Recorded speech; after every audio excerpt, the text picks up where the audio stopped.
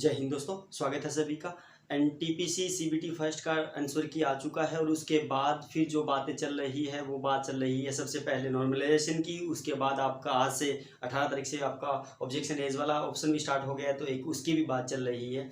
इस वीडियो में हम बात करने वाले हैं इन्हीं बातों पर, और उसके अलावा कुछ ऐसे भी हैं जिन्होंने अपनी आंसर की मैच करवा ली है, लेकिन आंसर की मैच करवाने के बाद उनके 40 से कम बन रहे हैं, तो वो हतोत्साहित हो गए हैं। उनके बारे में बात करेंगे क्योंकि अभी खेला शुरू हुआ है, ख़त्म नहीं हुआ।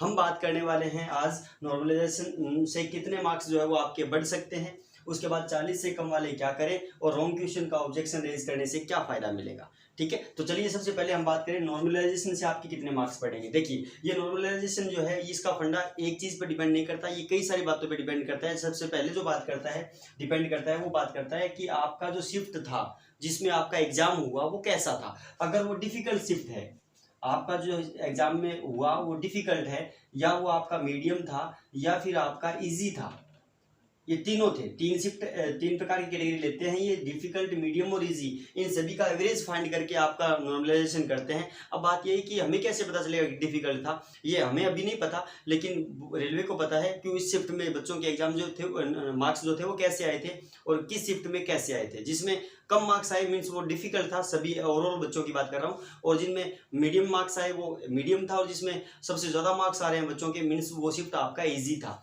उन सब में अगर हम नॉर्मलाइजेशन की बात करें, अंक बढ़ने की बात करें, तो डिफिकल्ट जो शिफ्ट होगा उसके अंदर आपको मैक्सिमम 10 to 15 मार्क्स जो है वो इरेज हो सकते हैं। 10 से 15 मार्क्स जो है वो आपके नॉर्मलाइजेशन के बाद बढ़ सकते हैं, यानी 10 से 15 के बीच में। और मीडियम जो है उसका ये मान के चलो 7 से 11 के बीच ही मार्क्स उसके बढ़ेंगे नॉर्मलाइजेशन के बाद। और उसके बाद इजी शिफ्ट आता है, इसमें संभावना बहुत ही कम रहती है, यानी आप ये मान के चलो 0 से 7 या 8 मार्क्स ही आपके बढ़ेंगे इजी शिफ्ट वालों के।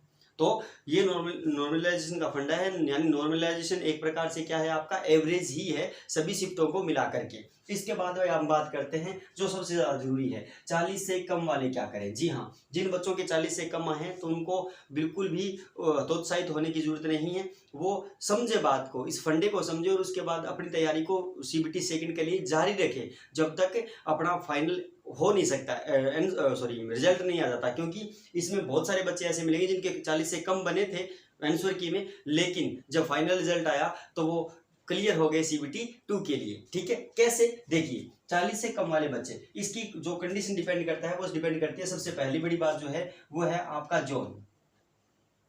आप किस जोन में हैं। अगर आप डेंजर जोन में आ गए जहां पे कट ऑफ काफी ज्यादा रहता है तो वहां पे पंगा हो सकता है, या फिर आपके 40 से कम बन रहे हैं और आप लो जोन में आ गए, है ना, ऐसे जोन में फंस गए जहां पे बिल्कुल नॉर्मल रिजल्ट रहता है। वो याद कराऊं मैं पीछे का, एक जम्मू और एक आपका मुजफ्फरनगर, ये दो जोन ऐसे थे जिनमें पिछली बार जब कट ऑफ आया था तो इतना नीचे आया था कि सोचा भी नहीं जा सकता।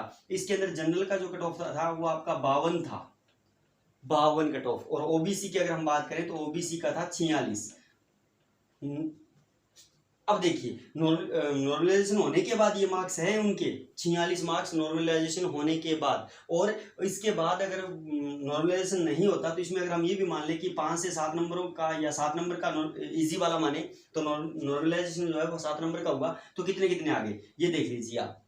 ठीक है, तो यानी अगर आपके 40 से कम आ रहे हैं तो उत्साहित नहीं होना है। उसके अलावा दूसरी जो बात करेगी डिपेंड करेगा वो आपका होगा योर कैटेगरी, आप किस कैटेगरी से हैं। यानी अगर आप जनरल से हैं तो आपका कट ऑफ थोड़ा हाई चला जाएगा, और अगर आप ओबीसी में हैं कम होगा, एससी एसटी में है तो और ज़्यादा कम हो जाएगा, यानी 40 से कम आ रहे हैं फिर भी तो डरने की कोई बात नहीं है। और तीसरा बात करेगा वो डिपेंड करेगा आपकी कट ऑफ नॉर्मलाइजेशन की, यानी आपका जो पेपर हुआ था वो किस शिफ्ट में हुआ था, टफ में हुआ था या नॉर्मल में हुआ था, वो भी काफ़ी मायने रखता है। तो अगर 40 से कम आ रहे हैं तो आप तैयारी सीबीटी 2 की जारी रखिए, चिंता नहीं करिए, हमारे पक्ष में ही आएगा, हम बिल्कुल जीतेंगे। इसके बाद हम बात करें कि क्या रॉन्ग क्वेश्चन का ऑब्जेक्शन है, इससे फायदा मिलेगा। देखिए ओवरऑल देखें तो इसका कोई फायदा नहीं है, लेकिन अगर बेसिकली देखें तो अगर आपको डाउटफुल है और आपके कुछ सहयोगी या आपके सर भी कह रहे हैं कि सर हो सकता है बेटा इसमें इसको करो, तो आप उस पर ऑब्जेक्शन रेज जरूर कीजिए, क्योंकि हो जाता है कई कंडीशन ऐसी आ जाती है जिसमें मार्क्स जो है वो आपके बढ़ जाते हैं। तो ये था आपका सीबीटी फर्स्ट का आंसर किए आने के बाद कुछ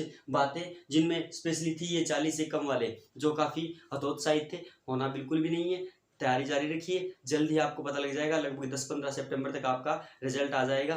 आशा करूंगा ये वीडियो आपको पसंद आया होगा। अगर वीडियो पसंद आए तो प्लीज वीडियो को लाइक जरूर करें। चैनल अगर आपने सब्सक्राइब नहीं किया तो प्लीज चैनल का भी सब्सक्रिप्शन ले लें। मिलूंगा नेक्स्ट वीडियो में, तब तक के लिए जय हिंद, जय भारत।